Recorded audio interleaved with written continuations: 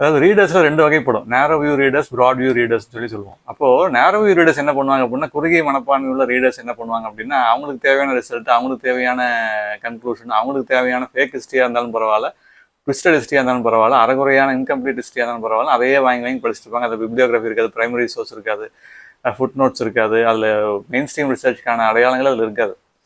அது நீங்கள் புத்தகம் படிக்கிற பழக்கம் உள்ளவர்களுக்கு நான் சொல்கிறது நல்லாவே புரியும். ப்ராட்வியூ ரீடர்ஸ் என்ன பண்ணுவாங்க அப்படின்னா, பிரைமரி சோர்ஸ் இருக்கும், அதில் பிப்ளியோகிராஃபி இருக்கும், எதுலேருந்து எடுக்கப்பட்டது, பிரைமரி சோர்ஸ் எதுலேருந்து எடுக்கப்பட்டது, ஃபுட் நோட்ஸ் எப்படி இருக்குது, எந்த மாதிரியான டீட்டெயில்டு டிஸ்கிரிப்ஷன், டீட்டெயில் இன்ஃபர்மேஷன் இருக்கணுமோ அது எல்லாமே அந்த அடையாளங்கள் அதில் இருக்கும். சீமான் பண்ணுற பிரச்சனை, அவர் என்ன பண்ணுறாரு அப்படின்னா, இந்த twisted history, fake history, incomplete history, main stream research இல்லாத ஹிஸ்ட்ரி அப்படி ஹிஸ்ட்ரியில் இல்லாத ஒரு ஹிஸ்ட்ரி ப்ரொஃபஸர் வந்து இதெல்லாம் ப்ரிஸ்கிரைபே பண்ண மாட்டார். அந்த மாதிரி ஹிஸ்ட்ரி புக்ஸே ஒன்று ரெண்டு சொல்லிட்டு இருப்பாரு. ஜான் பர்கின்ஸ் அந்த மாதிரியான ஒரு புக்ஸே சொல்லிட்டு இருப்பார். எக்கனாமிக் ஹிட்மேன் இஹெச்எம் வந்து நானும் படிச்சிருக்கேன். அப்போதான் அந்த அவர் வந்து எவ்வளவு இன்கம்ப்ளீட்டான ஹிஸ்ட்ரியை பேசுறாரு அப்படிங்கிறது தெரியுது. அதை வாங்கி அமெரிக்கன் ஹிஸ்ட்ரியை படிக்கிறதுக்கு தெரிஞ்சுக்கிறதுக்கு அதை வாங்கி படிக்க சொல்லி சொல்றாரு பேட்டிகளில். அடிக்கடி சொல்றதை கேட்டிருப்பீங்க பேட்டிகளில். அப்போ ஏற்கனவே நான் பல யூடியூப் வீடியோவில் சொல்லியிருக்கேன், எக்கனாமிக் ஹிட்மேன் வந்து அப்படி மெயின் ஸ்ட்ரீம் ரிசர்ச்சில் மெயின் ஸ்ட்ரீம் ஹிஸ்ட்ரியில் வராது. ஃப்ரிஞ்ச் குரூப்பு ஒரு குரூப்புக்கு 4 கல்ச்சரை இருந்தால் அந்த கல்ச்சரைகள் பண்ண விஷயத்தில் அவர் அனுபவித்ததை ஜான் பர்கின்ஸ் எழுதியிருப்பார். அது என்டையர் அமெரிக்கன் ஹிஸ்ட்ரியோ ஃபவுண்டேஷன் ஹிஸ்ட்ரியோ அதில் இருக்காது. அப்போ அதுலேயே வந்து போகலாங்கிற ஒரு அம்மா எப்படி கிறிஸ்தவங்களாக இருக்காங்க, அவங்க மூலமாக ஒரு ஜான் பர்கின்ஸ் எப்படி கன்வெர்ட் ஆகுறாரு, எப்படி இயேசு கிறிஸ்துவ ஏற்றுக்கொள்கிறாருங்கிறது அந்த விஷயத்த கூட இவர் சொல்லலை. யார் சீமான் வெளியே சொல்லலை. அதுலேயுமே எப்படி மறைச்சாருங்கிறத ஏற்கனவே யூடியூப் வீடியோஸில் சொல்லியிருக்கேன், ஒன் ஆஃப் த வீடியோஸில். அப்போது மெயின் ஸ்ட்ரீம் ஹிஸ்ட்ரிங்கிறது கிறிஸ்தவ ஹிஸ்ட்ரி வந்து அமெரிக்கன் ஹிஸ்ட்ரி எப்படி உருவாக்கப்பட்டது, கிறிஸ்தவர்களால் உருவாக்கப்பட்டது, பில்கிரிம்ஸால் உருவாக்கப்பட்டது, அதுக்கப்புறம் ஃபவுண்டிங் ஃபாதர்ஸால் உருவாக்கப்பட்டது, இந்த டீட்டெயில்ஸ்லாம் அவர்கிட்ட இருக்கவே இருக்காது. The right side of history அப்படிங்கிற பின் ஷெபர் புக் அவர் படிச்சிருக்க மாட்டார். நீங்கள் கேட்டு பாருங்கள். விக்டரி ஆஃப் ரீசன்கிற ராட்னி ஸ்டாக்கோடைய புக்கை படிச்சிருக்க மாட்டார். ரிச்சர்ட் வைகாட் ஆன் ஹிட்லரை வந்து படிச்சிருக்க மாட்டார்.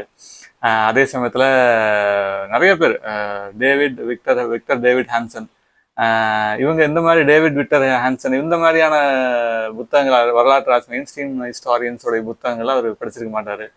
அதை வந்து அவர் சொல்லியிருக்க மாட்டார், படிச்சிருக்கே மாட்டார். படிச்சிருந்தா தானே சொல்லுவார். அப்படி இருக்கும்போது அமெரிக்காவை பற்றி அவங்க வந்து இந்த அமெரிக்கா போரை பற்றி கேட்கும்போது சீமான் என்ன சொல்கிறார் அப்படின்னா, அதில் புரிதலே எல்லாம் பேசுகிறாரு. அது எல்லாமே வழக்கொள்ள தான். வல்லாதிக்க நாடுகள் வந்து வழக்கொள்ள வளங்களை கொள்ளையடிப்பது, வழக்கொள்ளை தான் அவங்களுடைய போர் நடத்தினாலே அதுதான் மோட்டிவ் அப்படின்னு பேசுறாரு. அது எவ்வளவு தவறான ஒரு ஹிஸ்ட்ரி பாருங்க. அப்போ வலுத்தவன் பொழைச்சிக்குவான், வலு இல்லாதவன் மாண்டு போயிடுவான் அப்படிங்கிறத ஹிஸ்ட்ரி ஃபுல்லாக இருக்குது அப்படின்னு சொல்றது. அது மார்க்சியம் கம்யூனிஸ்ட் பேசுகிற அவங்களுடைய இன்கம்ப்ளீட் ரீடிங் ஆஃப் ஹிஸ்ட்ரி வந்து நல்லா காட்டும். அதில் ஒருத்தர் தான் சீமான்.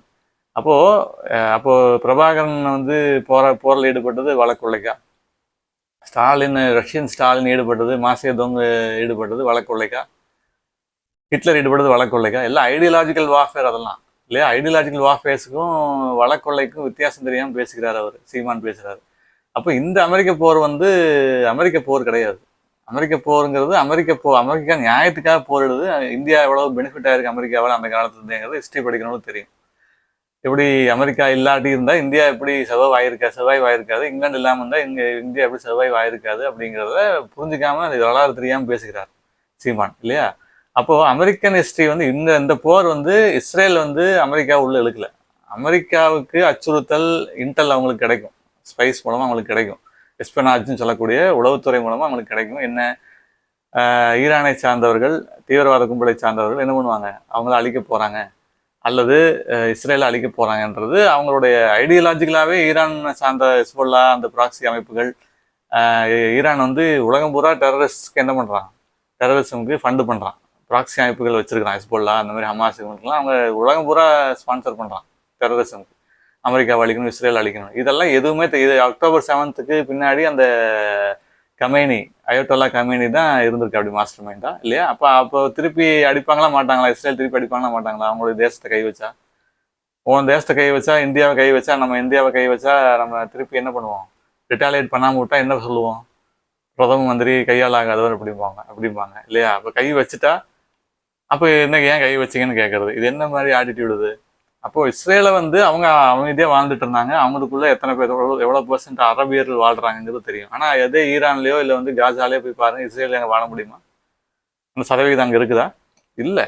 அப்போ இஸ்ரேலும் அமெரிக்காவும் democratic countries, freedom of speech இருக்கக்கூடிய கண்ட்ரிஸு, இங்கிலாந்து உட்பட ஈரான் இந்த மாதிரியான நாடுகளில் கம்பேர் பண்ணும்பொழுது இப்போ கம்பேரிட்டிவ்லி ஸ்பீக்கிங் இந்த வெஸ்டர்ன் கண்ட்ரிஸ் வந்து பல விஷயத்தில் freedom of expression freedom of ஸ்பீச்சையும் அனுமதிக்கக்கூடிய கண்ட்ரிஸு இல்லையா? கம்பேர் பண்ணி பார்க்கணும்.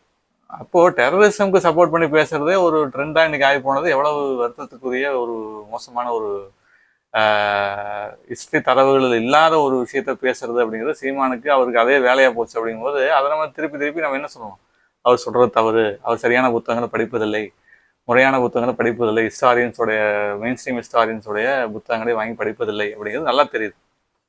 இப்போ ஜான் பர்கின்ஸ் போன்ற EHM புக்ஸ்லாம் வந்து ஃப்ரிஞ்ச் குரூப் சைட்லைன் புக்ஸ் அதெல்லாம் மெயின் ஸ்ட்ரீம் புக்ஸ் ஆகாது. அமெரிக்கன் ஹிஸ்ட்ரிக்கோ இங்கிலீஷ் ஹிஸ்ட்ரி படிக்கிறதுக்கோ அமெரிக்கன் ஹிஸ்ட்ரி படிக்கிறதுக்கோ இஸ்ரேல்ஸ் ஹிஸ்ட்ரி படிக்கிறதுக்கோ அது உதவாது. எந்த ப்ரொஃபஸர் ஆஃப் ஹிஸ்ட்ரியும் அதை ப்ரிஸ்கிரைப் பண்ண மாட்டாங்க. எந்த காலேஜில் ப்ரிஸ்கிரைப் பண்ணியிருக்காங்க? அப்போ அங்கே வாதியாராக ப்ரொஃபஸர்ஸாக இருக்கவங்க, ரிசர்ச் ஸ்காலர்ஸாக இருக்கவங்களாம் அவங்களாம் வந்து அறிவு இல்லாமல் இருக்கிறாங்களா அப்படின்னு சீமான் சொல்ல வராரா? இவருக்கு மட்டும் தான் அறிவு இருக்குன்னு சொல்ல மாதிரி காட்டிக்கிறாரா? ஏன் பத்திரிகையாளர் ஜேர்னலிஸ்ட்லாம் அறிவே இல்லையா? அவங்களாம் ஹிஸ்ட்ரி படிக்க மாட்டாங்களா?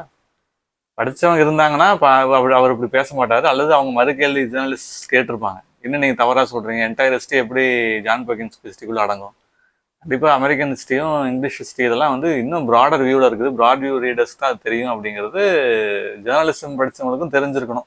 சரியான ஜேர்னலிசம் படிச்சிருந்தா சொல்கிறேன்.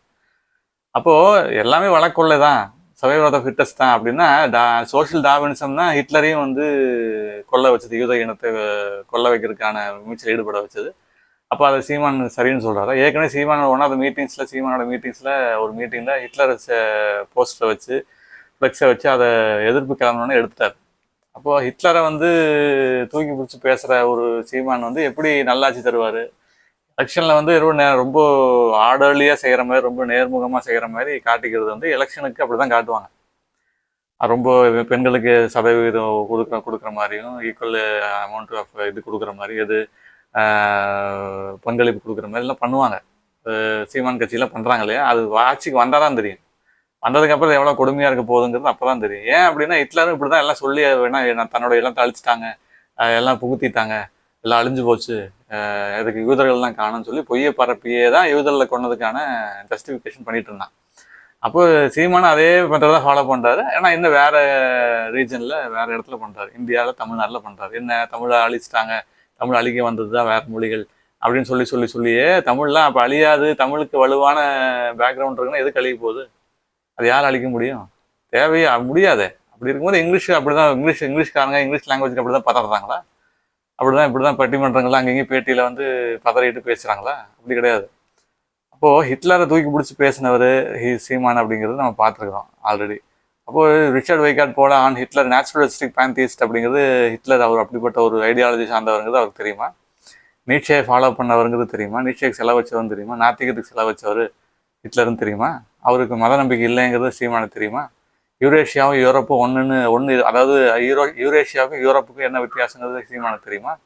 டான் ஸ்னோவோட ஹிஸ்டாரியன் டான் ஸ்னோவை பற்றி தெரியுமா? மார்ட்டின் மில்லரை பற்றி தெரியுமா? ஹிஸ்டாரியன் மார்ட்டின் மில்லரை பற்றி தெரியுமா? வின்சென்ட் சர்ச்சிலோட history mainstream one of the mainstream history books எழுதினவர் அவர் தெரியுமா?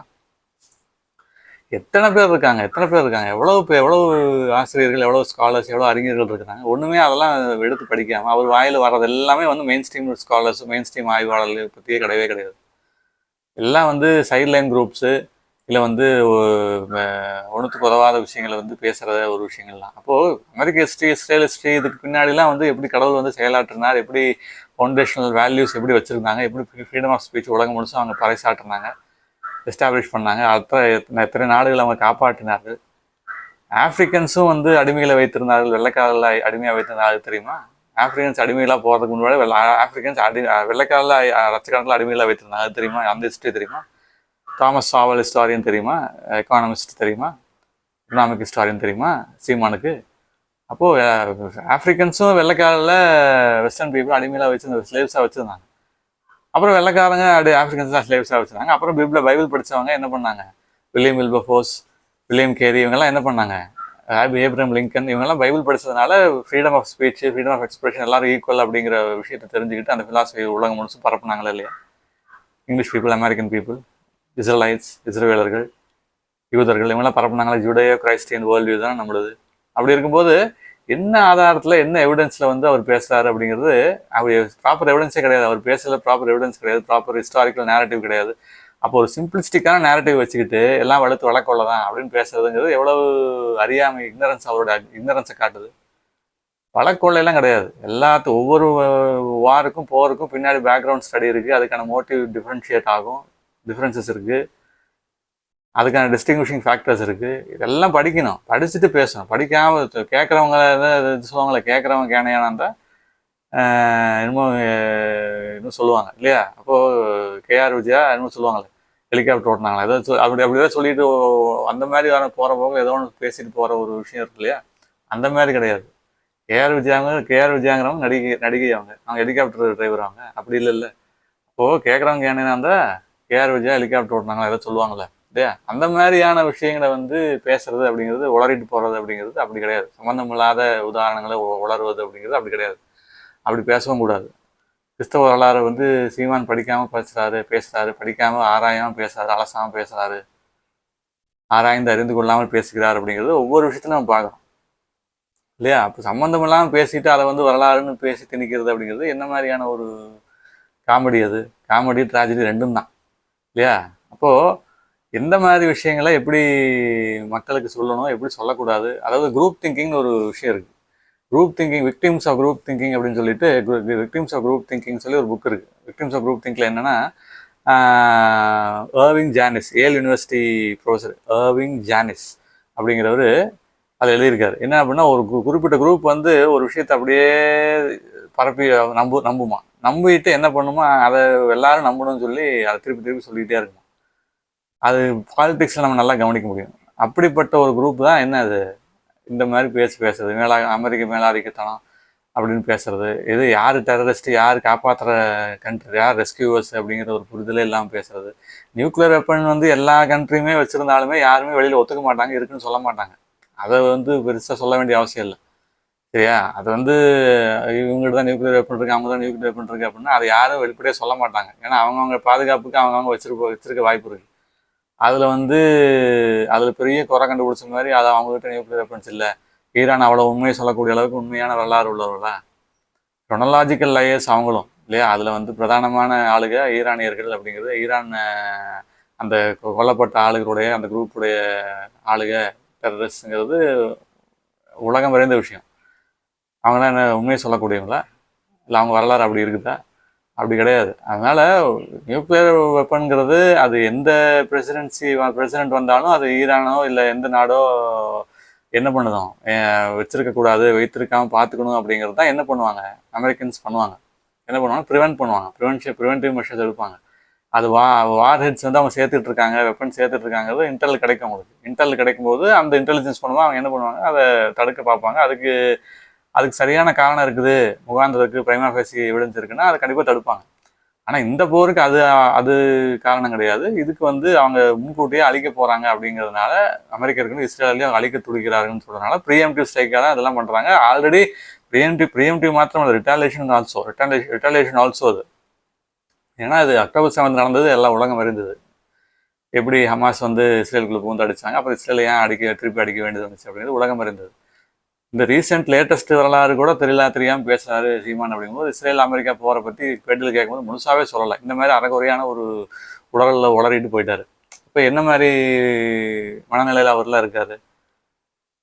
அப்போது கல்ஃப் கண்ட்ரி சார்ந்தவர்களே ஜோர்டன், கத்தார் இவங்க எல்லாமே என்ன பண்ணுறாங்க, ஈரானியரில் வான் பண்ணுறாங்க, பண்ணுறது சரியில்லை அப்படின்னு. அப்போ அவங்களுக்கே தெரியுது அவங்க பண்ணுறது சரியில்லை. அப்புறம் இங்கே சம்மந்தம் இல்லாத நாட்டில் உட்காந்துட்டு அதை பற்றி பெருசாக ஜியோ பாலிட்டிக்ஸு, பெருசாக பொலிட்டிக்கல் அனலிஸ்ட் மாதிரி, ஹிஸ்டாரியன் மாதிரி பேசுகிறதுங்கிறது என்ன மாதிரியான ஒரு டுபாக்கு ஒரு வேலை? அப்படிங்கும்போது சரியான வரலாறு, ரைட் சைட் ஆஃப் ஹிஸ்ட்ரி படிக்கணும், சும்மா லெஃப்ட் சைட் ஆஃப் ஹிஸ்ட்ரியே படிச்சுட்டு கூடாது. எல்லா ப்ராட் வியூ ரீடர்ஸ்க்கு அந்த கேட்டகரியில் சீமான்லாம் இருக்கணும் அப்படிங்கிறது நம்ம நினைக்கிறோம். அவன் அவருக்கு சொல்கிறோம், மெயின் ஸ்ட்ரீம் ஹிஸ்ட்ரி படிங்க, ப்ராட் வியூ ரீடர்ஸ்குள்ளே இருங்க. புக்கு நல்ல புத்தகங்கள் மெயின் ஸ்ட்ரீம் ஹிஸ்ட்ரி வேணும்னா சொல்லுங்கள், நான் சொல்கிறேன். உங்களுக்கு நான் சொல்கிறேன், சீமான் அவர்களே உங்களுக்கு நான் சொல்கிறேன், வேணும்னா சொல்லுங்கள் எந்த மாதிரி ஹிஸ்ட்ரி புக்ஸ் படிக்கணுங்கிறது நான் சொல்கிறேன். மெயின் ஸ்ட்ரீம் ரிசர்ச்சுக்குள்ளே, பிப்ளியோகிராஃபிக்குள்ளே எந்த மெயின் ஸ்ட்ரீம் ஆத்தர்ஸ் படிக்கணும். தீபக் சோப்ரா மாதிரி ஆத்தர்ஸ் படிக்கக்கூடாது. அது மாதிரி தீபக் சோப்ரா தெரிஞ்சவங்களும் தெரியும், இந்தியன் ஆத்தர்ஸில் ஒருவர் அவரும் மெயின் ஸ்ட்ரீம் ஹிஸ்ட்ரியில் எழுத மாட்டார். ஆனால் அதை படிச்சுட்டு உட்காந்து பெருசாக ஸ்காலர் மாதிரி அதை வாசிக்கிறவங்க நினச்சிட்டு இருப்பாங்க. அதுவும் main stream research primary source இல்லாத ஒரு புத்தகம் தான். அதுவும் அவர் எழுதுகிற புத்தகங்களும் பிப்ளியோகிராஃபி ப்ராப்பராக இருக்காது. அப்படியே இருந்தாலும் அது வந்து மெயின் ஸ்ட்ரீமாக இருக்காது. செகண்டரி சோர்ஸ், டெர்ஷரி சோர்ஸ் மாதிரி போயிட்டு இருக்கும். பிரைமரி சோர்ஸ் அது இருக்காது. அப்போது இப்போ எந்த ஆத்தர்ஸ், எந்த வகையான ஆத்தர்ஸ் படிக்கணும், எந்த ஆத்தர்ஸ் தெரிஞ்சு வச்சுருக்கணும், யாரோட புத்தகங்கள் படிக்கணும் அப்படிங்கிறது தனி கேட்டகரி இருக்குது. அப்போ படிங்க, ராட்னி ஸ்டாக் படிங்க, விக்டர் டேவிட் ஹான்சன் படிங்க, டான் ஸ்னோ படிங்க, பென் ஷப்பீரோ படிங்க, ரிச்சர்ட் வைகார்ட் படிங்க, விக்டரி ஆஃப் ரீசன் படிங்க. இதெல்லாம் அவர் வாயில் வந்திருக்குதா? சீமான் வாயில் மெயின் ஸ்ட்ரீம் ரிசர்ச் ஹிஸ்ட்ரி புக்ஸ்லாம் வந்திருக்கா? வந்ததே கிடையாது. அவருக்கு தெரியும், அவர் இந்த மாதிரி ஆத்தர்ஸ் புக்ஸ்லாம் இருக்குன்னு கூட அவருக்கு தெரியுமான்னு தெரியாது. ஏன்னா மெயின் ஸ்ட்ரீம் ரிசோர்ஸ்லேயே அவங்க போய் தேடுறதில்ல. எங்கே கிடைக்கும் உண்மையான சரியான மெய்யான அறிவு எங்கே கிடைக்குன்னு அவங்களுக்கு தெரியல. அப்போ பிப்ளிக்கல் ஹிஸ்ட்ரி, பைபிள் ஹிஸ்ட்ரி பேசுறவங்களுக்கு தான் உண்மையான ரிசோர்ஸ் எங்கே இருக்குது, பிரைமரி ரிசோர்ஸஸ் எங்கே இருக்குன்னு தெரியும். அப்போது இப்போ உண்மையான பைபிள் அறிந்தவர்கள் கூட நல்ல ஒரு ஃபெலோஷிப் ரிலேஷன்ஷிப் கூட இருக்கணும்.